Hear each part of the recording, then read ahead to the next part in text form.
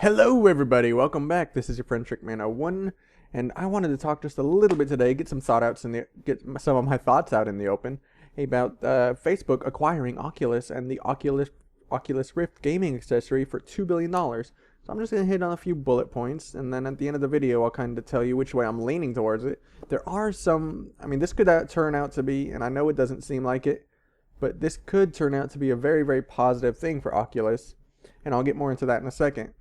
But I really don't have high hopes. So the first thing I'm going to talk about is Facebook itself. Now, I'm not going to get into why Facebook is good, why Facebook is bad, all that, but I'm going to say Facebook is a publicly shared company. And as a result of that, it has an obligation to its shareholders to make a profit.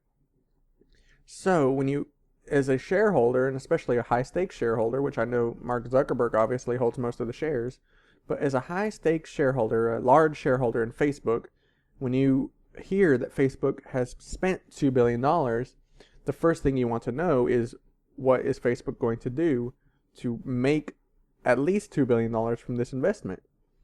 $2 billion and a penny is a profit, so that's what you want to know.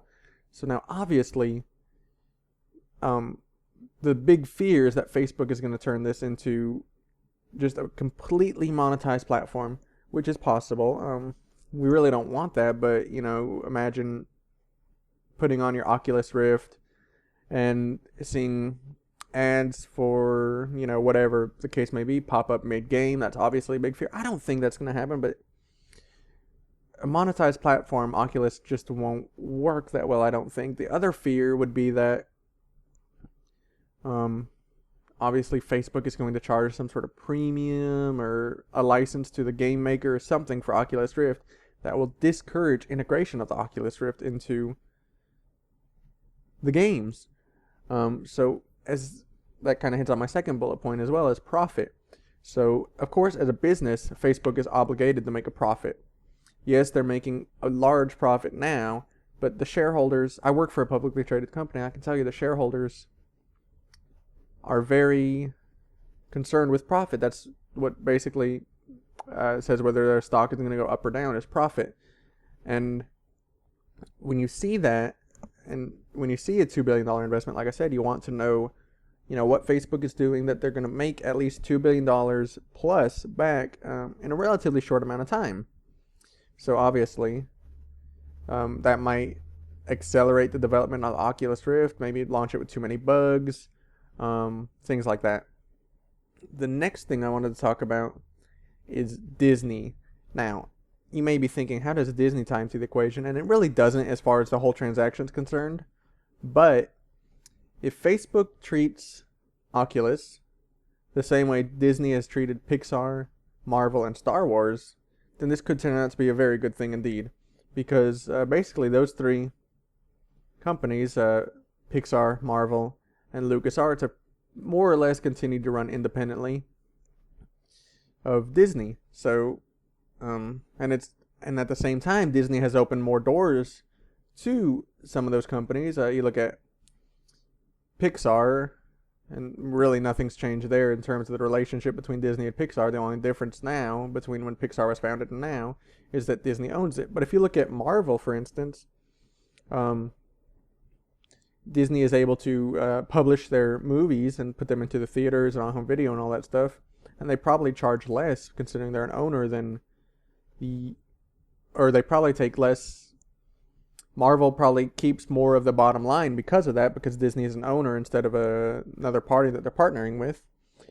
And then you also consider the other opportunities. You have television like Agents of S.H.I.E.L.D., which on ABC, which I'm not saying it wouldn't have been possible without Disney, but it would have been more difficult for sure, because ABC is obviously a Disney-owned network.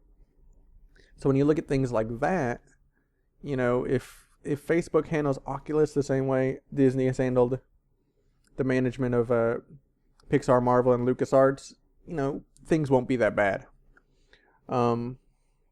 Social integration is the next one I want to talk about, and I just don't know. Facebook has got to make money off of this thing, and Facebook's obviously its big thing is social integration into all of its products.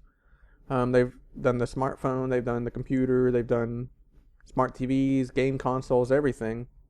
So to what level is Facebook going to try to make this thing socially integratable? I don't know the answer to that.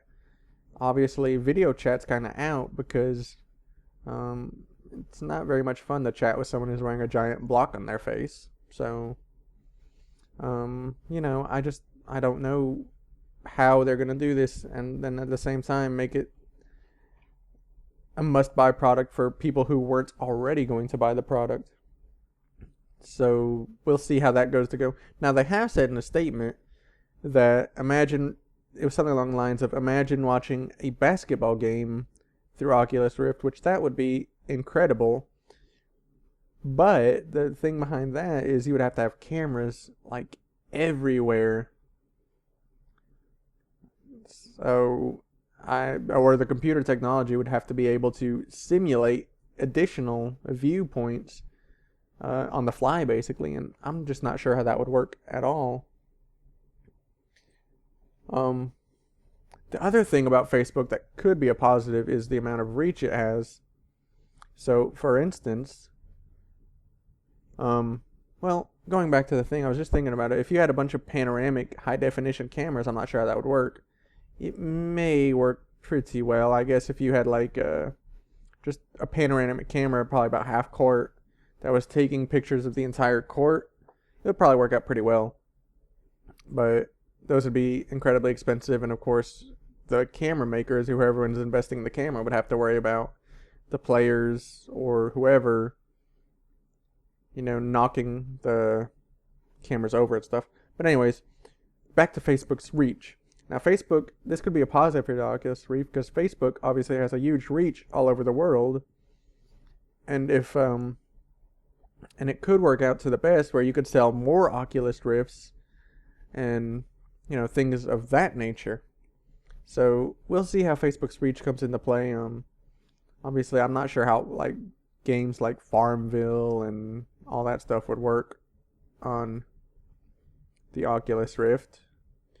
But, and then the last thing I want to talk about, how is it going to affect the developers? Notch, the maker of Minecraft, has already cut development on the Minecraft, or on Oculus Rift compatibility from Minecraft just because Facebook scares him. Those are his words, not mine. So, you look at that and you kind of think, are other developers scared? Now, this Oculus Rift was mostly for us PC gamers. I also have the consoles, but I am a PC gamer at heart. So, I PC game more than my other consoles, let's put it that way. Anyways, you look at that and you kind of think, if other PC developers pull the plug on their Oculus Rift compatibility, what's going to happen? Then basically you have a product that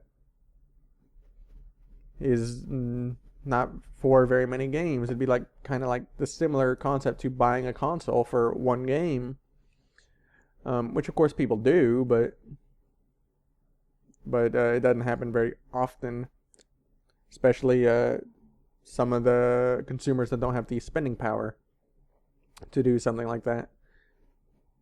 And then the last thing I want to talk about is, of course, Sony and Microsoft are making their own versions of it. Well, Sony is for sure making their own virtual reality headset, whereas Microsoft hasn't said they're not. So you look at that and you kind of think, well, Oculus Rift has just lost two potential console partners. They may still partner with Microsoft, I'm not sure.